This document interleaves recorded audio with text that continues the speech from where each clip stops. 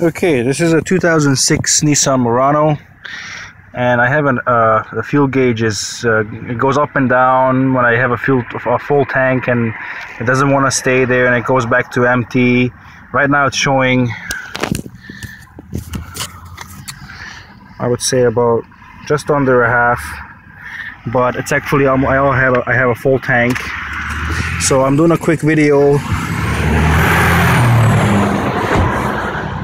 on what to do if a Murano gas gauge is not working. It's a 2006, so this is the part that I got. It's a Chinese aftermarket part. I don't really care at this point. I don't want to go to the dealership and spend $300 on a sensor. This is just as good, same sensor. So this goes into the tank. This has two sensors, as you can see.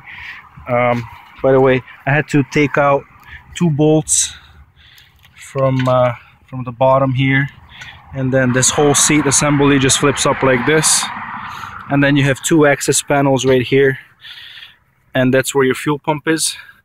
This is just a sending unit. I already knocked this off. This goes just on like this, like that, and then you hit it with a hammer on the side over here, and then this just comes off. So basically what this does is this little sensor here. I already took, well, I should tell you guys that before I did all this, I already took this apart like 3 times, and I cleaned this sensor, because there's a guy on YouTube, and what he does is he cleans these little teeth. Come on, focus. I don't think I can focus it. Hold on. He cleans these little teeth with a little sandpaper, these contacts, but it only works so much, because what happens when I take out the old sensor, I'll show you guys that too. These get burnt out for some reason. I don't know why. It's all this is just a resistor. This measures resistance in the tank, and then that sends a level to the fuel gauge. But anyway, so what happens is this sits on this. Hold on a sec. I'll show you guys what I mean by how it sits. So this, as you can see, I almost have a full tank of gas, and see, that's a sensor right there. So as this thing floats, I don't know if you can see how that floats, it pushes that sensor up and down. But even if I show you this, you can see how dirty that is. Well, not really, but I'm gonna swap these out anyway, because they just don't work anymore. They're giving me an erotic, not an erotic, I don't know what's it called. It's not a constant reading of what I need and what the gauge needs to be at when the tank is full or empty. So yeah, this is the passenger side, which is, I don't know if you guys want this part number, but I'm here in Canada, in Hamilton, Ontario, and I got this actually from Toronto, from what the heck was it called, the Hotspot Auto Depot. They're up on Dufferin and Finch. I don't know if that's any relevance, but I'm pretty sure you guys can get this at some local parts store. You're probably gonna have to call around and do some research, but this is the other part that sits on the driver's side. So pretty much same kind of story, same sensor with the another set of wiring that has to go on this side, and that part number here is this 911054. It's a Doorman product, so I'm pretty sure. Oh yeah, and it comes with this gasket that's on the bottom. So one is 911042, and the other one is 911054, and they both come with these O-rings. That the O-ring is just right there. So what you do is you take this one. I'm not gonna reuse it. I already pounded on these. I took them out twice, so I'm gonna toss these out. But yeah, the thing is, you just want to be careful when you do this, because on this side there is no pressure. when you pop open that one, I'll pause the video when I get back to you guys on that one. Actually, I can't do that. But anyway, once you take this one out, which I will show you. Hold on a sec. I don't. This might be a longer video than I intended to be.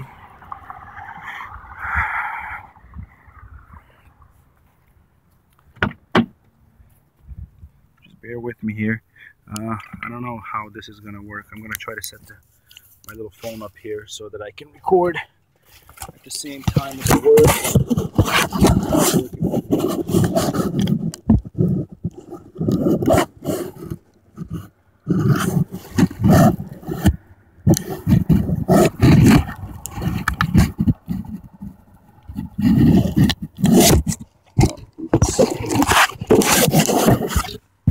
Here, I'll just do this.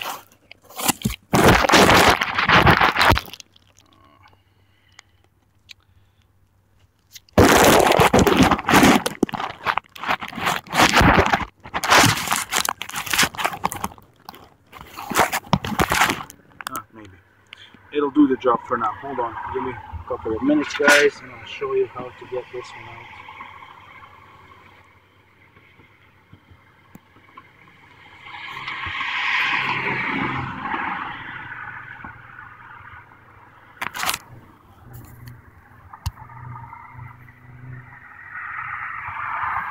Oh, my battery just died.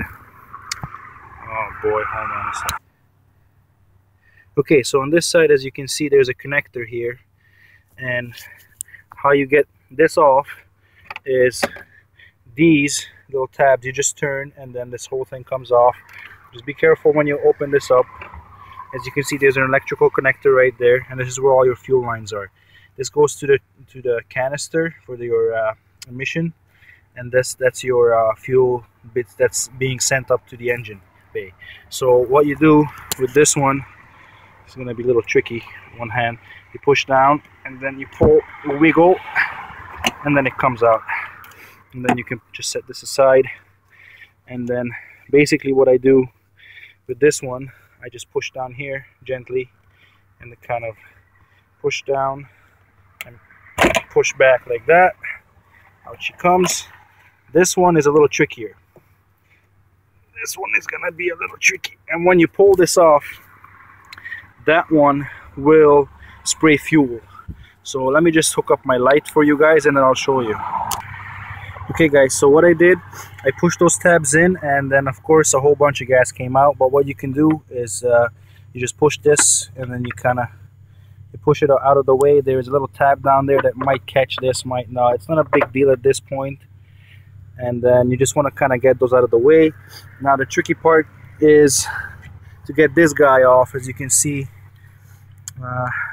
there's a mark there, and then down here on the tank there's another mark. So this has to be forwarding when you're installing this whole thing. So basically all you do is I just use this extension for a ratchet, and I put that right there, and I'll just smack it with the hammer until it comes loose. Now I don't know if I'm gonna be able to hold the camera like that. Maybe, I don't know if you guys can see that or not. Maybe you can, maybe you can't. I'm not really sure right now, but this is the fun part. This is where all the banging begins. You gotta bang it.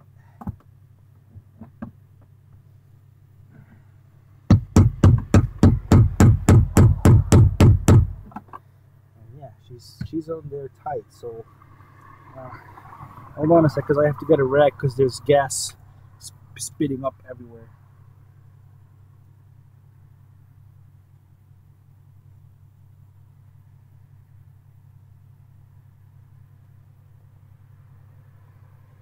So yeah, with this it's a good idea to kind of try and soak up whatever spilled out, and it's a good idea to give this a nice wipe, because when you're pulling this out, you don't want any particles, any sediment going into the tank. It's not a good idea, because then your pump will suck up all that dirty fuel, and it could actually clog the pump and mess it all up, and then you gotta really be kicking yourself, because Then you have to go out to the junkyard, get another one of these suckers, and it's a whole thing. So I'm gonna pause the video, and then when I knock it loose, I'll show you guys. Okay, so as you can tell, I knocked it loose. Here's the O-ring, comes off, a couple of bangs, no big deal. And now be careful when you take this out because it's under pressure. So if you wiggle it a bit, there's a spring underneath in the pump. Not so bad. Make sure you kind of wipe down, and what I usually do is I just put a rag kind of like that, and then take this out of the way. And this is when the fun part is. So you kind of pull this up a little like this, and of course she's not gonna come because she's gonna be a little pain in my butt. But you kind of wiggle it, kind of pull on it, let it drizzle a bit, and then there's another container down there that holds a little bit of gas in there. Sounds like a cup. I don't know how to describe it. Yeah, this is a little hard. Yeah, so I'm gonna disconnect the pump and I'll show you guys what I'll be changing. Okay, guys, so I took out the pump. Here it is. I will show you how to put it all back. But as a reference, this is the new one right here. That's the old one. As you can tell, they're identical. It's kind of hard to see. Connector, pretty much all the same. You have 3 pins there, 3 pins there, same float. Now the issue here is this part. That right there is the main little problem right there. That is a pain because this little guy is garbage now. But yeah, I will show you. I might be able to show you the resistance. You can use an ohm meter. Hold on a sec. Let me just see. Let me just set up my camera so you can actually see.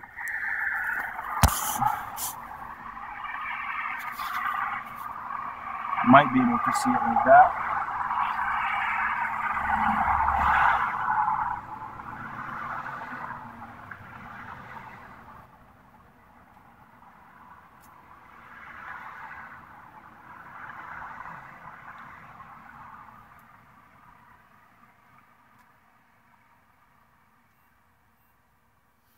So I have my little ohm meter there. It's gonna be hard to see because I don't have an assistant to hold my camera. So as you can see, that's on ohms. I don't know if you can see it or not. That's on ohms. And what I'm gonna do, I'm gonna try to do this in the middle like that. And then what you want to do is you want to take the 2 leads and you want to touch it right on there, which is gonna be, hold on, let me just set up here.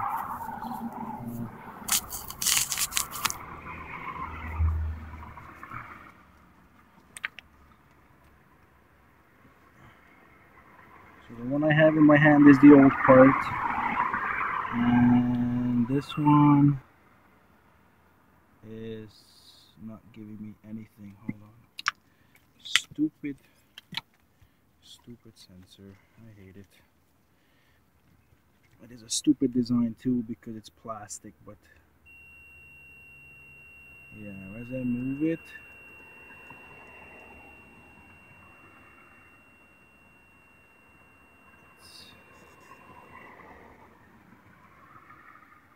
right now it's giving me 80 ohms. I move it a little, and now I just jumped to 42 right here. This is 80, so it's inconsistent. It's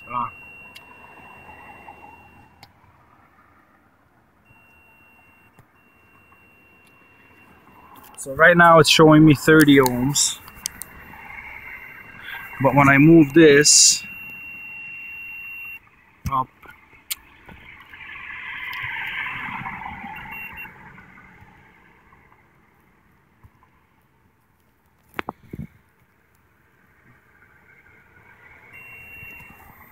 So it's showing me 30 ohms. I don't know if you can see that. Hopefully you can. Yeah, and then when I move up this little arm,